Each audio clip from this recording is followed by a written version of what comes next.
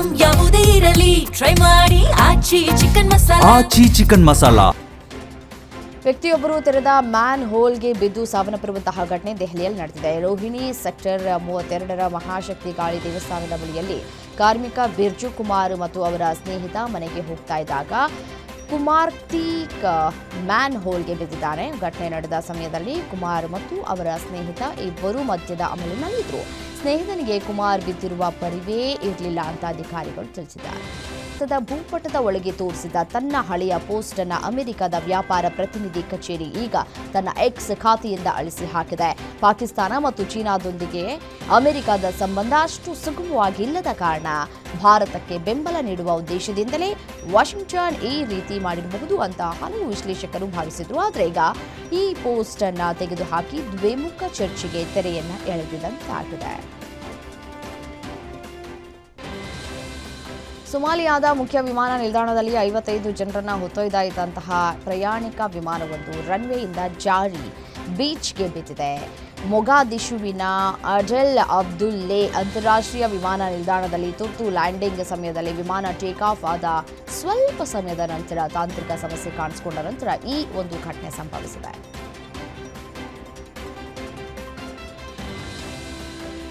ಕೆನಡಾದಲ್ಲಿ ಮತ್ತೊಂದು ಭೀಕರ ಗುಂಡಿನ ದಾಳಿ ದೇಶವನ್ನೇ ಬೆಚ್ಚಿ ಬೀಳಿಸಿದೆ. ಶಾಲೆಯೊಂದರಲ್ಲಿ ನಡೆದಂತಹ ಈ ದುರಂತದಲ್ಲಿ ಶಂಕಿತ ಮಹಿಳೆ ಸೇರಿದಂತೆ ಕನಿಷ್ಠ 10 ಮಂದಿ ಮೃತಪಟ್ಟಿದ್ದು ಸುಮಾರು 25 ಮಂದಿ ಗಾಯಗೊಂಡಿದ್ದಾರೆ. ಘಟನೆ ನಡೆದ ಸ್ಥಳಕ್ಕೆ ಪೊಲೀಸರು ಮತ್ತು ತುರ್ತು ಸೇವಾ ಸಿಬ್ಬಂದಿ ಧಾವಿಸಿ ಗಾಯಾಳುಗಳನ್ನು ಆಸ್ಪತ್ರೆಗೆ ದಾಖಲಿಸಿದ್ದು ದಾಳಿಯ ಕುರಿತು ತನಿಖೆಯನ್ನು ಮುಂದುವರಿಸಲಾಗಿದೆ. ಅಮೆರಿಕದ ಅಧ್ಯಕ್ಷ ಡೊನಾಲ್ಡ್ ಟ್ರಂಪ್ರ ಇತ್ತೀಚಿನ ಹೇಳಿಕೆಯನ್ನು ರಷ್ಯಾದ ವಿದೇಶಾಂಗ ಸಚಿವ ಸೆರ್ಗೆ ಲಾವ್ರೋವ್ ಸಾರಾಸಗಟಾಗಿ ತಳ್ಳಿಹಾಕಿದ್ದಾರೆ. ಭಾರತವು ರಷ್ಯಾದಿಂದ ಕಚ್ಚಾ ತೈಲ ಖರೀದಿಯನ್ನ ನಿಲ್ಲಿಸಲಿದೆ ಅಂತ ಟ್ರಂಪ್ ಹೊರತುಪಡಿಸಿ ಬೇರೆ ಯಾರೂ ಹೇಳಿಲ್ಲ ಅಂತ ಲಾವ್ರೋವ್ ರಷ್ಯಾದ ಸಂಸತ್ತಿನಲ್ಲಿ ಗುಡುಗಿದ್ದಾರೆ. ಭಾರತವು ರಷ್ಯಾದಿಂದ ತೈಲ ಖರೀದಿಸುವುದಿಲ್ಲ ಅಂತ ಭಾವಿಸಿದ್ರು. ಇದಕ್ಕಾಗಿಯೇ ಭಾರತದ ಮೇಲೆ ವಿಧಿಸಲಾಗಿದ್ದ ಹೆಚ್ಚುವರಿ ಶೇಕಡಾ 25ರಷ್ಟು ಸುಂಕವನ್ನು ಹಿಂತೆಗೆದುಕೊಳ್ಳುವುದಾಗಿ ಅವರು ಘೋಷಿಸಿದ್ರು ಅಂತ ರಷ್ಯಾದ ವಿದೇಶಾಂಗ ಸಚಿವ ಸೆರ್ಗೆ ಲಾವ್ರೋವ್ ತಿಳಿಸಿದ್ದಾರೆ. 2026ರ ಟಿ20 ವಿಶ್ವಕಪ್ ಪಂದ್ಯಾವಳಿಯನ್ನ ಗೆಲುವಿನೊಂದಿಗೆ ಆರಂಭಿಸಿರುವ ಟೀಂ ಇಂಡಿಯಾ ಇದೀಗ ತನ್ನ 2ನೇ ಪಂದ್ಯವನ್ನು ಆಡುವುದಕ್ಕೆ ಸಜ್ಜಾಗಿದೆ. ಇವತ್ತು ದೆಹಲಿಯ ಅರುಣ್ ಜೇಟ್ಲಿ ಮೈದಾನದಲ್ಲಿ ಸಂಜೆ 7 ಗಂಟೆಗೆ ಪಂದ್ಯ ನಡೆಯಲಿದೆ. ಮೊದಲ ಪಂದ್ಯದಲ್ಲಿ ಅಮೆರಿಕವನ್ನು ಮಣಿಸಿರುವಂತಹ ಭಾರತ ತಂಡ ಇದೀಗ ತನ್ನ 2ನೇ ಪಂದ್ಯದಲ್ಲಿ ನಮೀಬಿಯಾ ತಂಡವನ್ನು ಎದುರಿಸುವುದಕ್ಕೆ ಸಜ್ಜಾಗಿದೆ.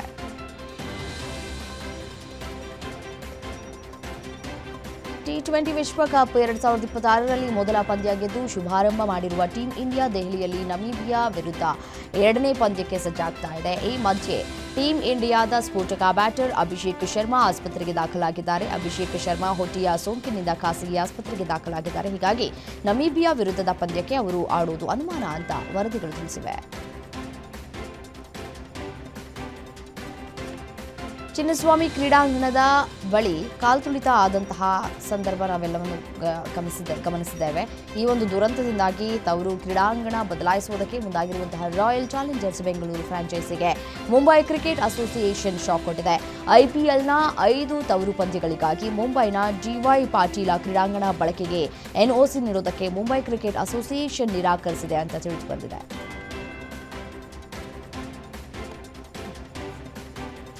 ನ್ಯೂಜಿಲೆಂಡ್ ವಿರುದ್ಧದ ಸರಣಿಯಲ್ಲಿ ಅಭಿಷೇಕ್ ಶರ್ಮಾ ಸಿಡಿಲ್ ಅಬ್ಬರದ ಬ್ಯಾಟಿಂಗ್ ಪ್ರದರ್ಶಿಸಿದ್ರು. ಅದರಲ್ಲೂ 3ನೇ ಟಿ20 ಪಂದ್ಯದಲ್ಲಿಯೇ ಅವರು ಕೇವಲ 20 ಎಸೆತಗಳಲ್ಲಿ 68 ರನ್ ಸಿಡಿಸಿದ್ರು. ಈ ಇನ್ನಿಂಗ್ಸ್ ಬಳಿಕ ನ್ಯೂಜಿಲೆಂಡ್ ಆಟಗಾರರು ಅಭಿಷೇಕ್ ಶರ್ಮಾ ಅವರ ಬ್ಯಾಟ್ ಪರಿಶೀಲಿಸ್ತಾ ಇರುವಂತಹ ವಿಡಿಯೋ ವೈರಲ್ ಆಗಿತ್ತು. ಇದೀಗ ಭಾರತೀಯರ ಬ್ಯಾಟ್ಗೆ ರಬ್ಬರ್ ಕೋಟಿಂಗ್ ಅನ್ವಯಿಸುತ್ತಾರೆ ಅಂತ ರಾಜಪಕ್ಸೆ ಆರೋಪಿಸಿದ್ದಾರೆ.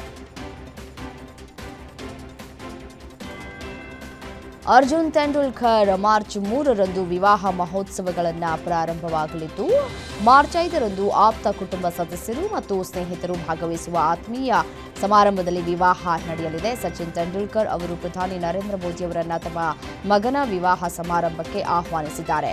ನಿಮ್ಮ ಆಶೀರ್ವಾದ ಮತ್ತು ಯುವ ದಂಪತಿಗಳಿಗೆ ಚಿಂತನಶೀಲ ಸಲಹೆಗಾಗಿ ಧನ್ಯವಾದಗಳು ಅಂತ ಸಚಿನ್ ಸಾಮಾಜಿಕ ಮಾಧ್ಯಮದಲ್ಲಿ ಪೋಸ್ಟ್ ಮಾಡಿದ್ದಾರೆ.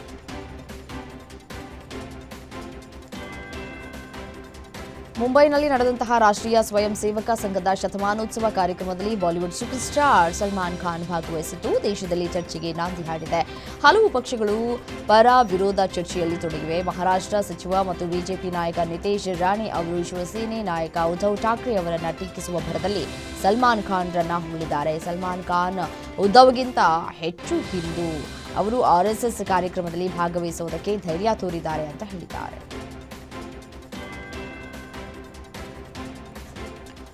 ರಶ್ಮಿಕಾ ಜೊತೆ ವಿಜಯ್ ದೇವರಕೊಂಡ ಮದುವೆ ಸುದ್ದಿ ಬೆನ್ನಲ್ಲೇ ಮಾಜಿ ಗೆಳತಿ ಜೊತೆಗಿನ ಫೋಟೋಗಳು ಇದೀಗ ಭಾರೀ ವೈರಲ್ ಆಗ್ತಾ ಇದೆ, ಕೋಲಾಹಲವನ್ನು ಸೃಷ್ಟಿಸಿದೆ.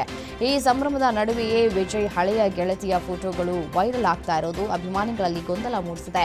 ಆದರೆ ವರ್ಜಿನಿಯಾ ಜೊತೆ ವಿಜಯ್ ಹಗಿಂಗ್ ಮತ್ತು ಕಿಸ್ಸಿಂಗ್ ಫೋಟೋಗಳ ಜೊತೆಗೆ ಆಕೆ ವಿಜಯ್ ಕುಟುಂಬದ ಜೊತೆ ಇರುವ ಫೋಟೋಗಳನ್ನು ಸೋಷಿಯಲ್ ಮೀಡಿಯಾದಲ್ಲೂ ಹಂಚಿಕೊಂಡಿದ್ದಾರೆ.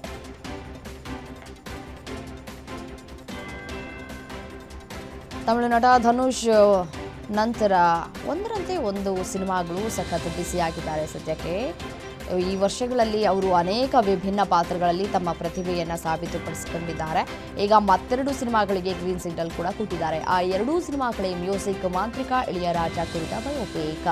ಇದರೊಂದಿಗೆ ಭಾರತದ ಮಾಜಿ ರಾಷ್ಟ್ರಪತಿ ಎಪಿಜೆ ಅಬ್ದುಲ್ ಕಲಾಂ ಚಿತ್ರ ಕೂಡ ಒಂದು ಕಡೆ ಪ್ರದರ್ಶನ ಆಗೋದಕ್ಕೂ ಕೂಡ ತಯಾರಿಗಳಾಗ್ತಾ ಇದೆ, ಚಿತ್ರೀಕರಣಕ್ಕೂ ಕೂಡ ಸಿದ್ಧತೆಗಳಾಗ್ತಾ ಇದೆ.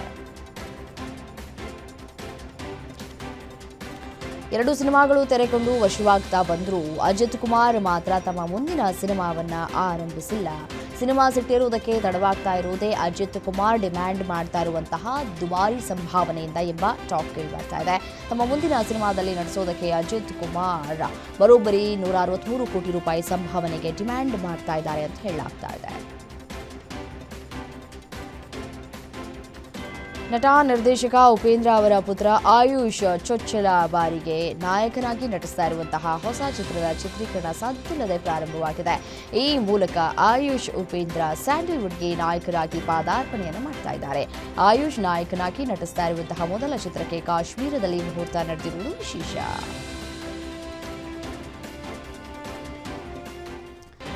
ಸ್ಯಾಂಡಲ್ವುಡ್ ಮೂಲಕ ಬಣ್ಣದ ಲೋಕಕ್ಕೆ ಕಾಲಿಟ್ಟು ಇದೀಗ ಬಹುಭಾಷಾದಲ್ಲಿ ಮಿಂಚ್ತಾ ಇರುವಂತಹ ನಟಿ ಶ್ರೀಲೀಲಾ ಹೊಸದೊಂದು ಸಾಧನೆಯನ್ನು ಮಾಡಿದ್ದಾರೆ. ವೈದ್ಯಕೀಯ ವಿಭಾಗದಲ್ಲಿ ಪದವಿ ಓದ್ತಾ ಇದ್ದಂತಹ ಶ್ರೀಲೀಲಾ ನಟನೆ ಜೊತೆಗೆ ಇದೀಗ MBBS ಡಿಗ್ರಿಯನ್ನು ಕಂಪ್ಲೀಟ್ ಮಾಡಿದ್ದಾರೆ.